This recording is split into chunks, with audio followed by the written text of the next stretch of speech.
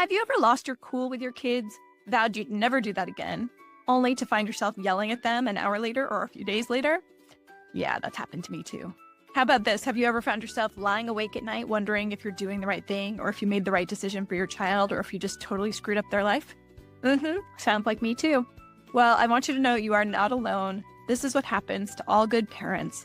But as a child psychiatrist and mother of two, it's my goal as the parent doctor to help you find some useful answers about how you can prevent these things from happening and have each day be better than the last. After all, we all are striving to have a trusting, connected relationship with our kids, and we all want to launch kids who are ready to be adults in this great big world. Parenting is not just about raising successful kids, it's about raising ourselves, mastering our own emotion regulation, breaking cycles, and creating a home and life filled with love, resilience, and connection. If this resonates with you, please join me in the Empowered Parent Club. Follow, rate, and share this podcast with anyone that you know who would benefit from it. Let's get started. All right, welcome back to the Parent Doctor podcast. I'm your host, Dr. Marissa Caudill, and today I'm very pleased to have with me Rochel Ferman, who is a sleep coach. That should be of interest to a lot of our listeners because kids' sleep can be very challenging. Her business is Make My Baby Smile, and you can find her at makemybabysmile.com. Welcome, Rochel. Thank you. Thank you for having me. Yeah, so we met through your husband, who is in some groups that I'm in. And I'm really excited to have you talk to our listeners about kids and sleep. So where do you want to start? Do you want to start with kind of getting it set up right? I know that's primarily what you do is work with little ones, right? Yeah, so I tend to work with babies starting at 4 months old. I go by the rule of 4 months, 14 pounds. I really like both to be there because, they need to be cognitively ready. They need to be of weight. There are standards to kind of help your child learn how to sleep. But I do work all the way up into toddlerhood of 4 years old. So there's a wide spectrum of sleep issues that occur within that. And honestly, if you don't address it early on, most sleep issues occur between 2 and 5 years old. That's kind of where they jump out at you. So they start there. Kids, so older in the teens years now, but that's kind of the age where they really start to be right in your face, the sleep issues. So. Yes, as a child psychiatrist, I can totally agree that ironing out the kinks when your kid is between the ages of 2 and 5 is really important so that they have good sleep habits really learned, like neurologically learned, meaning they've learned to self-soothe themselves, stay asleep through the night, because naturally we all wake up in the night, every night. And if you are in the habit of going to mommy or daddy and getting treats or getting allowed in the bed and those kinds of rewards, then it becomes much harder to stay in your own bed and soothe yourself back to sleep. Yeah, so I think that's a big thing that people have a misconception about sleep is that when babies sleep, they just sleep 11 to 12 hours straight, which they do, but they don't because they are waking up as their sleep waves like go in and out, go into REM sleep. They might go into different cycles. And also as your child gets older, they might move or stand or crawl even for a little bit and go back to sleep. But the beauty of sleep training is we don't even know that's happening because we're asleep and your child's not crying or waking up and screaming for you, right? So it's also natural to know that every baby goes through little, wake ups or little mishaps, but can they get through it? And I think that's the bigger thing. And just having sleep, you also touched on a thing that's people kind of don't understand. Sleep's a behavior. So it's cognitively taught. So it's like other behaviors. If we condition something, we have to reverse condition it, so meaning we have to teach it or unteach a behavior we already gave our kid. So if you're nursing your kid to sleep, that's all they know. That's all they've been taught. So we have to unteach it and reteach them a new habit. That is a really great point. So my daughter is a thumb sucker. She's almost 9. That's a great example, right? Like this is her habit of how she puts herself to sleep. She sucks her thumb and she kind of wiggles her ear. She's very cute. But it's tough. And for a long time when she was very young, she had no other skill. So she would cry and cry. If she had a stuffy nose and she couldn't suck her thumb, it was like, I can't go to sleep. It was so hard for her. Now, I will say, she's starting to develop new interests. Like we put on press-on nails a few weeks ago and then she couldn't suck her thumb. But so for the first time, she was able to fall asleep without sucking her thumb, but it was her choice. And she was like ready for that. So yeah, we do have to let them try new things, understanding that when they start a new habit, they're starting from ground zero, and that first few Yeah. nights are going to be really hard, and that's normal. It's not a sign that you're doing anything wrong when they try. 100% right. So, It's a sign that that they're first just night is starting always something new. 100%. That first night is always the hardest night. I mean, I've worked with, thousands. I've been doing this for over 13 years. And the first night's the hardest night, but by the second night, it's not perfect, but you've already seen a world of difference. And it's Oh, yeah. amazing to see that really the younger your child, the quicker they learn. Mm-hmm. I always say, well, hey, you could pick up and move to another country and they'll learn another language. Like they're get sponges when they're younger. So you have to also remember that's true with sleep, So if you add in a new habit, then you're teaching that. And also if you stay consistent with the habits you're putting into your child's sleep, then that's what they're learning. And I think that's the biggest thing I could teach people is when their babies are young is there are so many things in the market that are telling you, oh, here, put your baby in the rocker, just put your baby to sleep in a pack and play bassinet, a crib, a safe sleep environment. When they're really young, you're going to swaddle them. After that, you're not. And the less is more. You don't Mm-hmm. need to rock your baby all the time. I'm not saying you can't hold your baby. You can love your baby. You can hold your baby. But I'm talking about actual habits to put them to sleep. So if your baby is being able to lay down in the crib and they're kind of laying there and they're not fussing, then let them be. Like, Mm-hmm. it's okay. So you don't need to add in tons of habits because you're going to have to remove all those and it's going to Yeah, be hard. very true. Like the pacifiers, all the things, right? Become habits Everything. that Yes. become a recipe for sleep. It's like whatever you're building the recipe that's going to induce sleep in your child, whether it's rocking in the chair, nursing, giving a bottle. And then those things are hard to extract because they've become hardwired in the habit. Yeah. I would Um, bottle in feeding is the most common one I see, even in like 4-year-old children. mhm. And parents believe that it's like helping their kids sleep. But not only does the American pediatrics, like dentistry, say no bottles over a year just for the formation of their teeth, their tongue, their jaw, everything. It's not really helping the, alkalinity in your saliva with your teeth.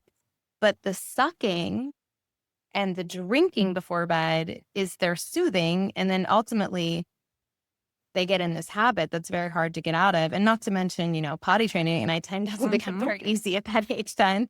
Right. If you haven't already done it or if you're having problems with it, there can be added, you know, negative effects on it. So, what is sleep training? So sleep training is teaching your baby or toddler to go to sleep independently, meaning you don't need to do an action or another adult, like a secure figure in their life, does not need to do an action for your child to go to sleep. They do it 100% on their own. Okay, I love it. And I would just add, even though a lot of our listeners might have older children, teenagers, there is a role for you as a parent in supporting your child to train their sleep, even as an adolescent. And I would suggest discussing this with your child before they get their first smartphone, because I 100% agree. Yeah. many teenagers that I see, and honestly, many adults are in the habit of spending the hour or hours before bed, like scrolling or doing things on the phone, playing games. And this very quickly becomes part of our adult wired habit to fall Yeah. asleep, that then becomes something you have to undo.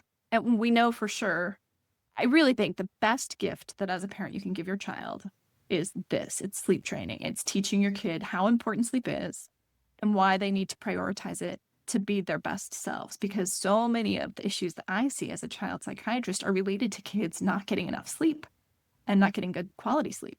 Yeah. I mean, it's really the core of everything. I mean, your immune system is supported by it. Mm-hmm. Your Uh, growth. your growth, yes, your brain growth, your body growth. I mean, your mental health, Yes, your mood, right? So, your I mean, intellect. So one of the everything. So even like sickness, right? Like, what do we say? I mean, even in me, if I'm not feeling, I'm like, I gotta go to sleep, right? Mhm. And that's your first instinct. That's your first body's instinct. Like, what is that telling you? That's saying sleep is healing you. Yes. So not only is it Yes. healing you when you're sick, it's also helping you grow and nurture your body when you're sleeping. Yeah. So one of the recent book clubs I did talked about the importance of sleep. Many of them have. And there have been studies that show I think they were high school students, but if they were sleep deprived 2 hours, or if they just got 6 hours of sleep, I'll have to go back and see what the exact, but basically it was some level of sleep deprivation led to performing 2 years behind academically on tests. So if your child is struggling academically, the first question should be, are they getting enough sleep? Yeah. And the diet, I would and say. the diet, yes, and nutrition. Especially before sleep, limiting caffeine, limiting sugar, making sure they're not eating things that make, especially in those adolescent or teen years. I mean, I recommend having your kid's phone, if they have a phone, charge it in another room. Don't even have it in the bedroom. Me too. Like my kids have Kindles. They can read off it. They can listen to audiobooks. It's really helpful. My one daughter has like a notebook with pen if she wants to draw. Like there are other ways to have outlets besides technology. Definitely. So that's very important in the adolescent and teen years.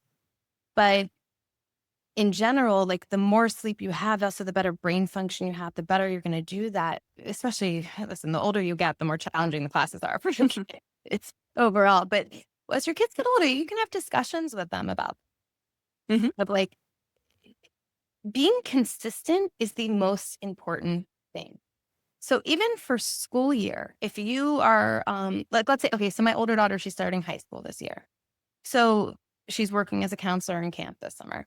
And so every day, even on the weekends, she's waking up at 7:15 because consistency for her body, getting to bed at the right time, and of course she sometimes has those big sleep ins if she needs them, but really keeping that consistent behavior through the day, or just, doing her chores at this time, having physical activity, getting outside. I mean, I'm in LA, so it's beautiful outside every day. There's no reason you shouldn't be outside every day and take a walk or do an activity. And also the brain activity. So reading, puzzles, board games, anything that can really challenge your brain is very important. And those are, even from my clients that have babies, I said it's very important for you to exercise their brain and body. And I think a lot of times as parents, we're focused on, let me go run around my kid, instead of sitting there and maybe doing, if they're younger, they're hitting something for cause and effect. If they're doing a puzzle, putting, pieces in, or, we play Rummy Cube or Monopoly. Like these are things that are really challenging your kid's brain of strategy and numbers. And it's important to do that. And like, not just exercise your body, it's very important, but also your brain, and your quality of sleep will go up significantly with that. That's great advice in the process, Yes, that's great advice.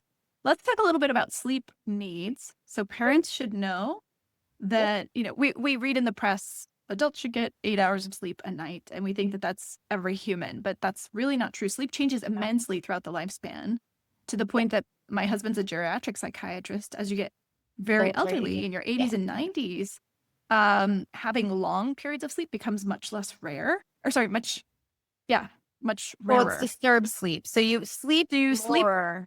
But you sleep less overall, and it's in segments. So it's kind of like the classic old person who's like napping in their chair, right? It's because that's how your brain works as you get older. Kind of like a newborn napping. Sometimes they nap for like 30 minutes, they wake up, it's so you might get a cycle with sleep. Right. Anyway.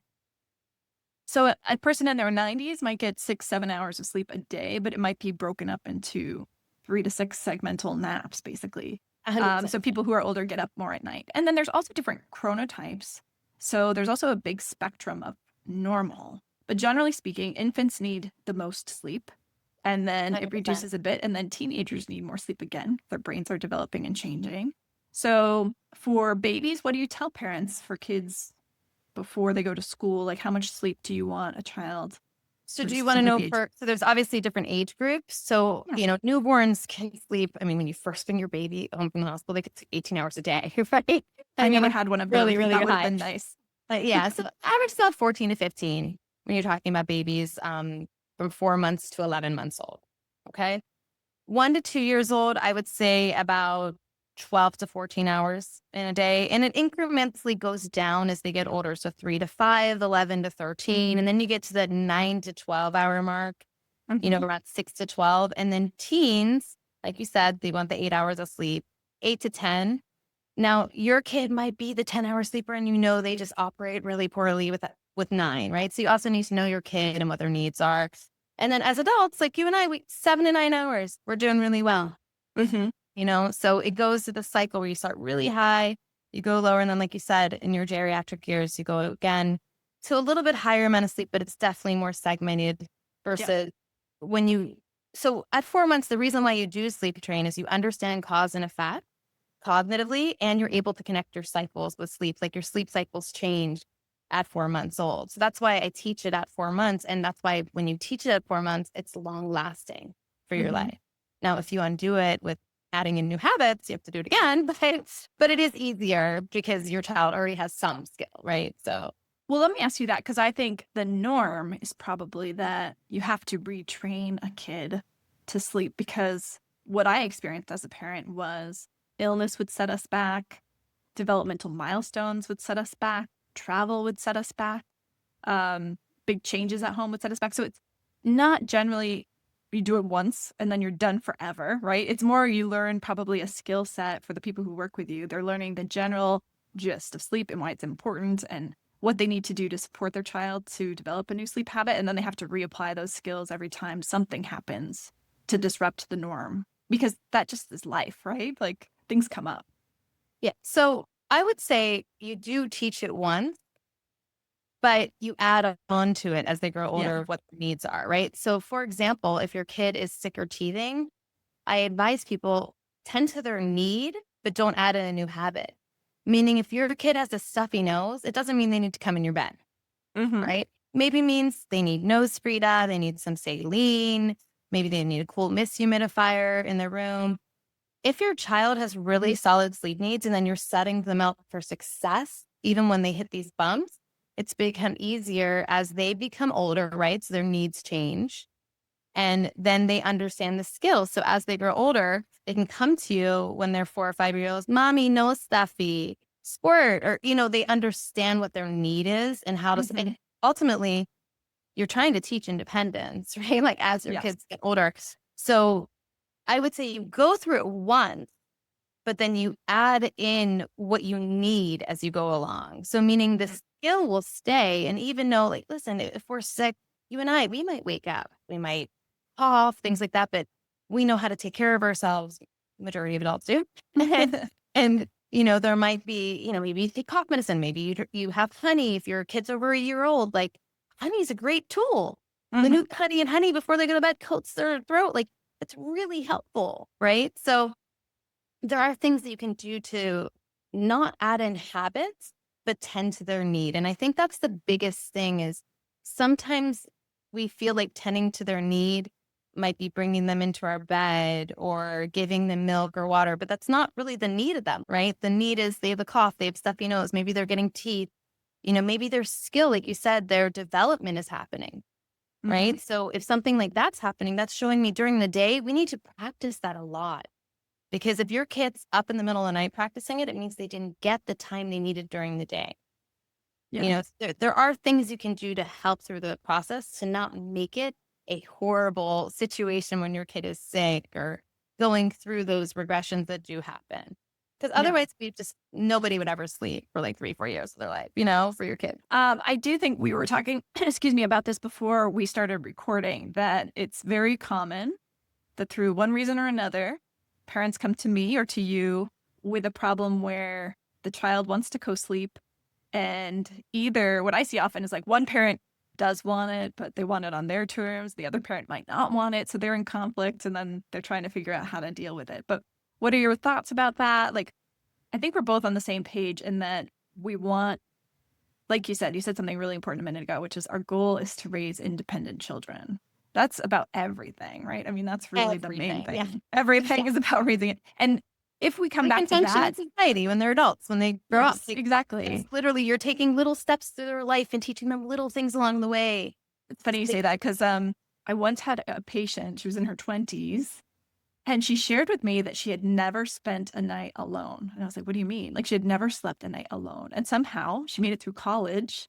Like, she's a very sweet kid, like, but convinced friends, like, I don't want to sleep alone, sleep with me. So she had literally, and it wasn't that she was promiscuous, it was just that she had always had someone in her bed with her. Yeah. And she was still afraid to sleep alone in her 20s. And I Yeah. thought that's kind of crazy. But somehow she found people who were like willing to be her roommate and share a bed with her.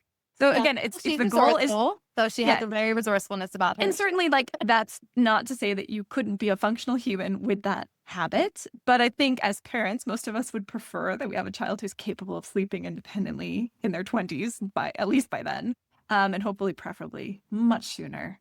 Yeah. So I what think do you you could tell probably agree, parents who though, with have something those like lived that may experience? happen, though. Eventually, you're going to have to overcome that need for Oh yeah, yourself if you want to progress in life into, taking definitely. your children or your husband or, your spouse or whoever it is. Like, you do need to overcome that. So whether it's at 5 or 20, that's really kind of on the parent to when they feel they want to teach and help their child develop that independent skill.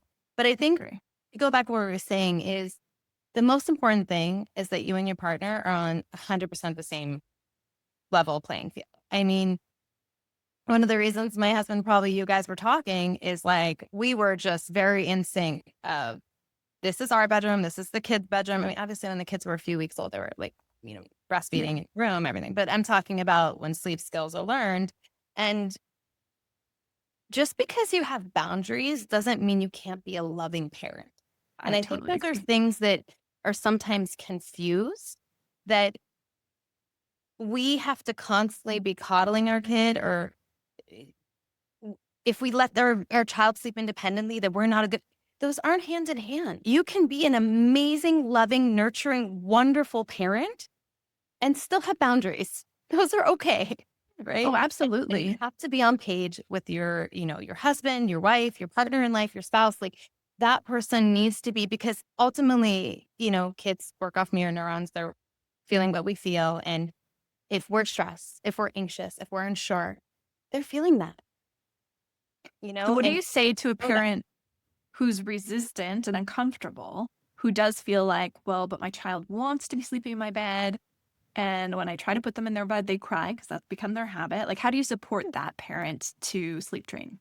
Sure. So, there's obviously we're going to have a conversation and see if our personalities match. And ultimately, I, have a very candid conversation with them about what habits they have right now. And our babies are only taught what they're learn, what they only learn what they're taught.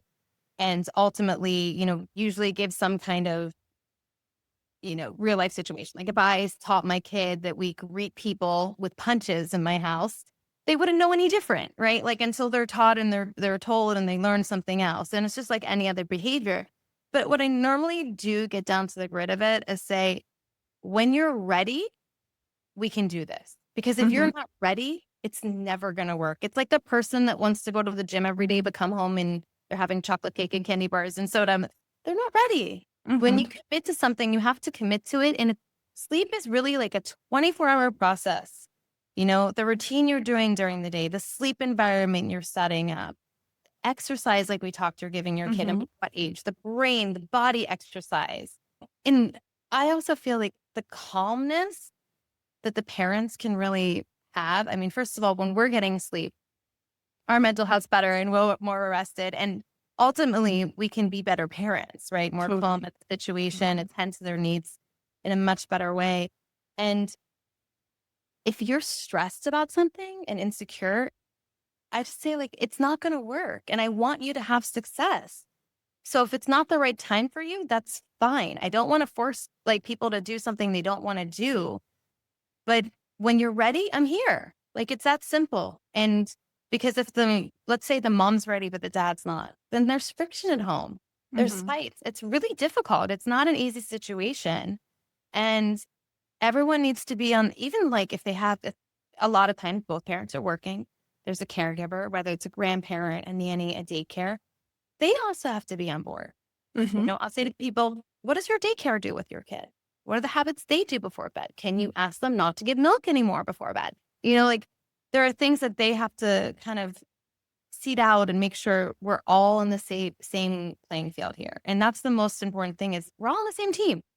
Yeah. Like, I want my clients to have success. I don't want them, I I oddly tell them, I want to talk to you once. And then even though I love you, I never want to talk to you again, because I want you to have the skill that, like, you're able to do this, you're able to get through these issues. Or, there's some people that are like, oh, tell me let's have another consult. I don't know what to do. I'm traveling, this, that.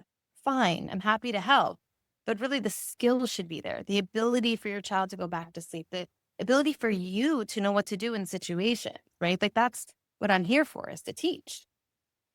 Yeah, you just said so many great things, Rochel. Thank you so much. But I would say, just to re-emphasize some of those, understand that prioritizing your sleep as a parent is an act of love. And deciding that your child needs to sleep on their own is also an act of love, because again, you're building a skill for them to take with them in terms of independence. But I also want to recognize, we were discussing this, that it's also totally normal to have two-way feelings about it. Because if you're a loving parent, especially one who's working a lot of hours, who has other people caring for your child while you're at work, I can totally get wanting to cuddle and spend time with your child. And we were discussing how we know these years are fleeting and you want to eat them up. You just want to kind of bask in them.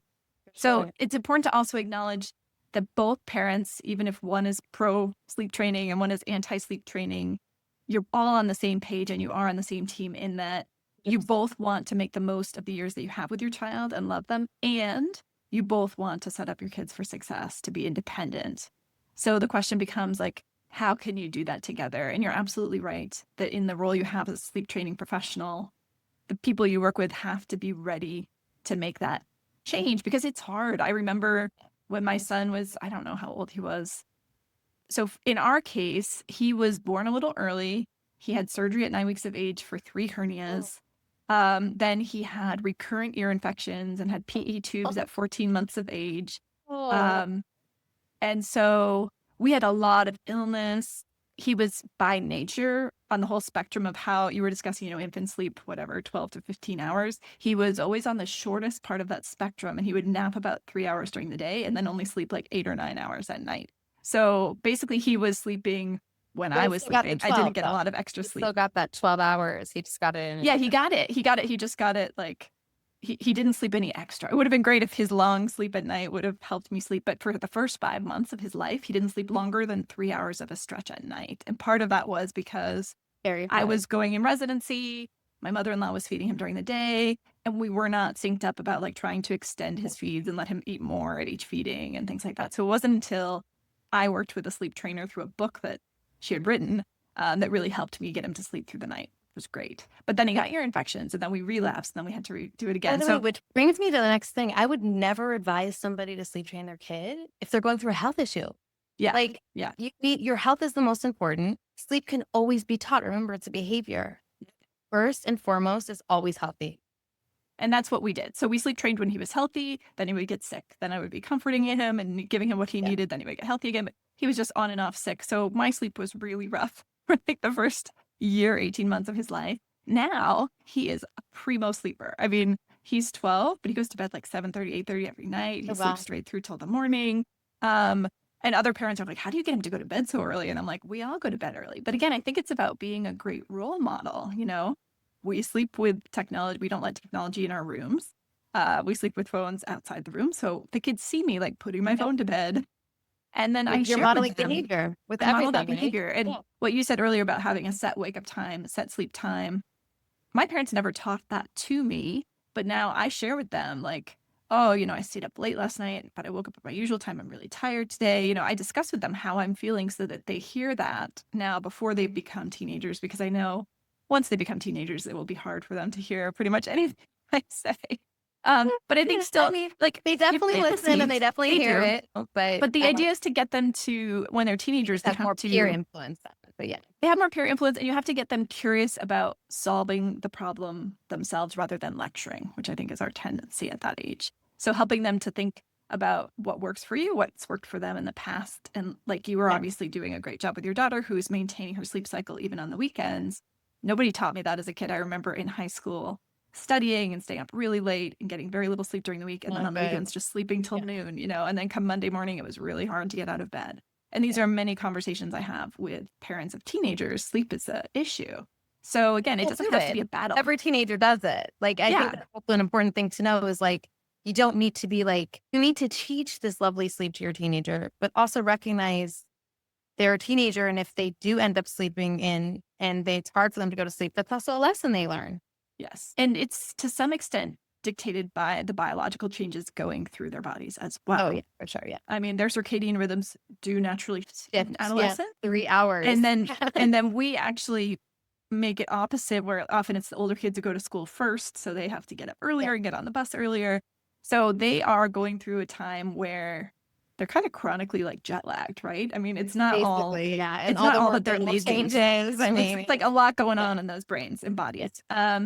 Yeah, so it's really important. I think this was really valuable. I think hopefully it will stimulate a lot of discussion with parents of young kids. Certainly reach out to Rochel if that's helpful for you. MakeMyBabySmile.com is her website.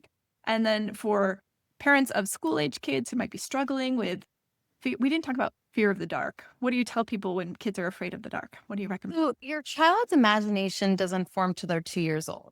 So if somebody comes to me and they say their kid's 9 months old and they're afraid of the dark, I say, that's not actually possible yet. But, if they're like 2 or 2.5, yeah, this could be true. So maybe sometimes it's not the dark. Maybe they have a nightlight and there's a shadow. Sometimes there's mirrors. Sometimes, that could also be just like a sleep environment issue. Maybe it's not cool enough in the room. Like we need to have a cool environment to sleep in. Our body temperature drops when we sleep. So if it's warm, it rises and then we wake up. Yeah. And then maybe we can brainstorm. Like so we talked about the importance of exercise, moving your body every day.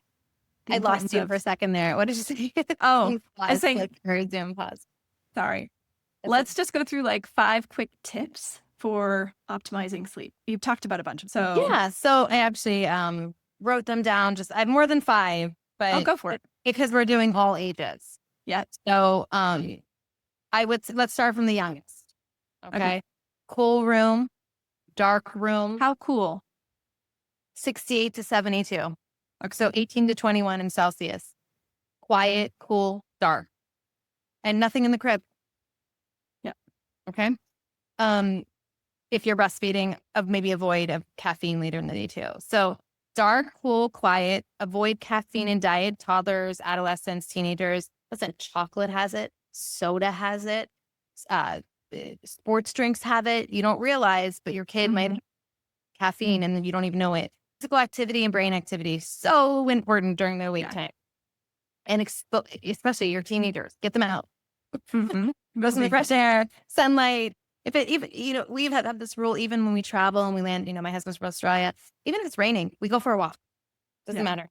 That's how you reset your circadian rhythms. You got to get outside. Consistent bedtime, consistent wake up time, avoid screens, even, with toddlers, teenagers, please avoid the addictability of it. You can do audiobooks, you can do so many other things, like try to get in a healthy habit with that. Another thing that people don't talk about, but avoid clutter in the room where you're sleeping.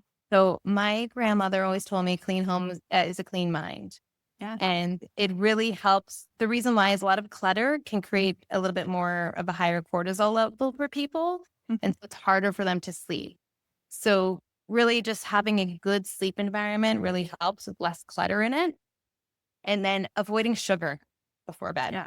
Yeah. Sugar can lead to night terrors, nightmares, inconsistent sleep, not deep sleep. I mean, we know there's tons of negative effects of sugar, but in terms of the quality of our sleep, it decreases it. It makes it worse. But these are the main things I would say. And if you're still having sleep issues with like your toddler or an adolescent kid, look into magnesium. Great anti-anxiety, calming, natural vitamin. If you have a kid that's over 3 years old, maybe put a weighted blanket. Like there are things that can help in the sleep environment to make it better for your child. So dark, cool, quiet, no caffeine, physical and brain activity, avoid screens, and minimize clutter and avoid sugar. And have a regular bedtime and wake up time. All right. So let's talk a little bit about, I have strong opinions about this, you probably do too, but like for parents and kids who might be wanting to take something for sleep, get into that habit of actually I had Benadryl, for example, which is in a lot of the medications that are Tylenol sleep or Advil PM, those kinds of things, right? The active ingredient is diphenhydramine. And that's also in a lot of things that are over-the-counter sleep aids. And then there's a lot of things marketed as calming gummies, patches, whatever, that include melatonin or other things. What are your thoughts about those?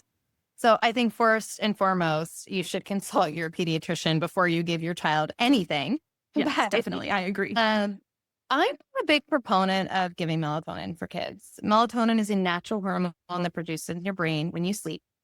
And if you supplement it, you're going to have to relearn how to produce it. And so it's not a good habit to get on. What I like to go, I don't agree with giving Benadryl every night or PM or any of those things as well.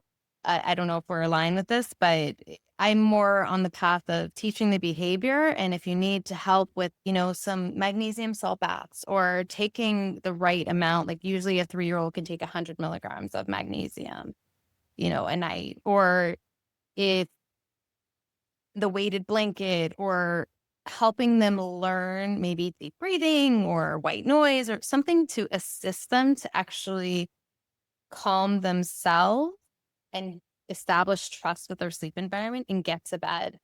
I know that some kids that have ADHD, like that's why I said you really need to consult your physician on this. If they advise you in a different way because of your child's chemical makeup, that's something completely different that we're talking about here. But as an overall average kid that's learning how to sleep, I really like to make sure the behavior is taught and then really go the natural route and not rely upon something else. Because the second you just put a habit into place, you're going to have to break it. And it's not healthy for your body. So I would agree with that. I mean, this is a podcast, educational only. I just want to say we're not giving any medical advice. And I completely agree with what Rochel just said. Just talk to your pediatrician, talk to your child psychiatrist before giving your child any over the counter or prescription medications. I have the same concern that you do, which is I think when we have a child who's having trouble sleeping, no matter their age, and we say, oh, here, take this, we are basically feeding into their learning that this is what you should do when you can't sleep. And it's a shortcut. And it may work, but then there can be consequences. There are new studies coming out that regular use of medications that contain things like anticholinesterase inhibitors, that these can cause dementia. So you don't want to give your kid anything that's going to, again, weaken their natural ability to learn how to put themselves to sleep and unwind. So again, let it's them normal. produce that melatonin on their own. Yeah. And when you supplement it, a lot of people don't realize in toddlerhood, it gives kids nightmares a lot of time, very vivid dreams. It is a side effect. And so they don't realize when they're doing one thing, it could create another problem as well on top of it. So yeah, I wouldn't say it's not that I never use it because I, again, as a child psychiatrist, work with all kinds of kids. But again, it's something that everybody has different chemical makeup. Yeah, it should be done in conjunction with conversations with your treating provider. If your child is really chronically having trouble sleeping, and if your child's having trouble sleeping once in a while, that's totally normal.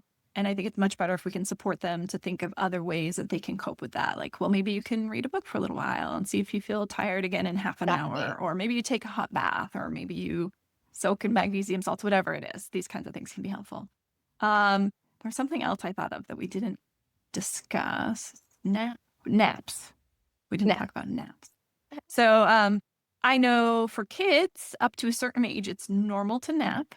And I have had kids who are on the far range of napping until a late age. Both of my kids continued their naps until they were like 5. Honestly, my 8-year-old daughter still sometimes naps.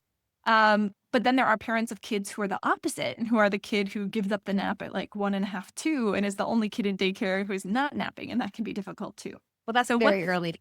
That's really early. Yes. So but really what is the range? Like between 3 and 4 years old. The range is 3 to 5, but I would say what I see is the average between 3 and 4 years old. Yeah. And the reason why is because if your kid is sleeping a solid 11 to 12 at night, and then let's say they're doing that nap and they're still beautifully napping, but then they sleep 9. When you drop the nap, you're probably going to be around 9 or 10. If you drop it at the right time, you can maintain the 11 to 12. And so it's also knowing when to drop it to also maintain that night sleep, because that long night sleep is the most important thing. Some kids do need a little later, but also kids that sleep in really late in the morning or maybe nap too much and too long, they could be sleep deprived. It could be not getting the proper sleep they need at night. So really Yes. just looking, it's all connected, obviously, but you have to train them both in general. But that night sleep is so important, Yes. especially in And toddlerhood when they're starting to drop that nap. You got to maintain that really good long stretch for them. and sometimes even move the bedtime a little earlier so they still get the same amount of sleep if they're dropping the nap, which I think a lot of parents don't realize. Another thing I tell parents is if you are having to wake your child up in the mornings, then they're probably not going to bed early enough. Well, A kid who's going to bed early enough is naturally waking up on their own. And another thing I would add as we're talking about this is we as parents should not be waking our kids up. If your kid is struggling to wake themselves up when they get to school age, you buy them an alarm clock and you teach them how to use it, and you'll save yourself a lot of headaches later because I have so many parents of teenagers who are really angry that they still have to wake up their child. And my response is like, why have you been doing that at all? Like, that's not your job. It's their job, again, to build that independence from a young age. There's a little personality in there too. I have one kid, Yes. the alarm clock goes off, she's out of bed. The other one's like 5 more minutes. And I know I was the kid that said 5 more minutes when I was a kid. But I think it's ultimately, do they get out of bed and they get moving? Is it taking an hour? That's not a good thing. Is it taking 5 minutes? Okay, that's acceptable. Right. I think And still you gave them alarm clocks, which is the key, that a lot of parents are the alarm clock. So if you are the alarm clock, that's a problem. Yeah. If you have a child who's struggling to get out of bed with their alarm clock, then that's an opportunity to problem solve with them and get them to try something new to see if they can wake up more easily. Yes, we even have one of those old school alarm clocks in their room, which then it's very annoying, but it's good. Yeah, like it's just a clock. Yeah, Imagine that. the clock, exactly. They're remarkably affordable and you can buy them at Target or Amazon. They still make them. It's true. I know. That's why I said there's so much stuff in the market, but like you really don't need all of it. Like, Yeah. Sometimes the old simple ways are the best ways. and the white noise machine, like there's only one white noise set. We don't need 200. Yeah. Are you a parent who wants to read all the parenting books and you have maybe a growing list or stack on your nightstand, but somehow you just never seem to find the time to get to them?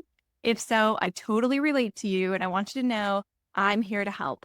Every month on the third Wednesday, I read, summarize, and present a parenting book that I have chosen that I think is a great one.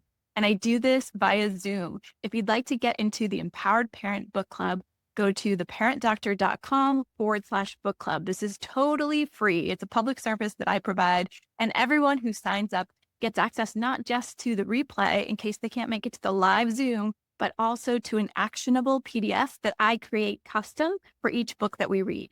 So I would love to have you. This is a growing community now of over 200 members. These are like-minded, engaged, energized, supported parents who want to be more empowered for the sake of their kids. If you'd like to join us, again, please go to theparentdoctor.com/book club. See you there. And have a regular bedtime and wake up time. That's important too. And I think that list is just as important for us as adults as it is for our kids. So if you heard that list and you're thinking, oh, I really should probably give up my 3 p.m. Starbucks, or I really should stop scrolling my phone at night. I am not a late caffeine person. I can't either. It affects my sleep. And also I do physical activity every day, else I don't sleep well. I also would add in there is, we're only human. Like even Superman is Clark Kent some days. Like if you sleep in or you make a mistake, tomorrow's a new day. That's a beautiful thing about life. And so you don't, as a parent, as a mom, as dad, it's just, don't be hard on yourself so much that you're putting so much weight in. There's so much information out there. And I think sometimes it could be too much information. And we still also remember, like, we're all just human. And we're all doing the best we can. Exactly, with what we have. There's old saying, you don't know what you don't know. And it's a very true statement. So as a parent, a lot of times we're putting way too much on ourselves. And at the end of the day, like, listen, your kid is in a safe home, has food on their table, has a bed to sleep in, and a parent that loves them. You're doing pretty great. Right. That's a very important perspective. Thank you so much, Rochel. Thank you for joining us and for giving us all these wonderful lessons about sleep. I hope that you guys enjoyed this, and I hope that you check out her website for more tips and tricks about helping our kids have great, healthy sleep. Okay, excellent. You can also check me up on Yelp, Facebook, Instagram, on everything under Make My Baby Smile. Yes, and please check out the show notes. We will put all of the links there and how to get in touch with Rochel if you would like to talk to her.